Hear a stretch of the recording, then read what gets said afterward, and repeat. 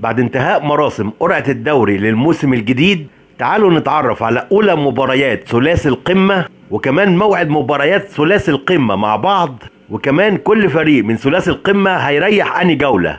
بس خلينا الأول نقول إن الدوري بيتكون السنة دي من 21 فريق، هيتلعب على مجموعتين. المجموعة الأولى كل الفرق هتلاعب بعض يعني 20 مباراة، والمرحلة التانية هتتقسم المجموعتين من الأول للسابع، دي مجموعة القمة للمنافسة على اللقب، ومن الثامن لل21 هتكون مجموعة صراع الهبوط. نتكلم بقى على ثلاثي القمة، الأهلي وبيراميدز والزمالك.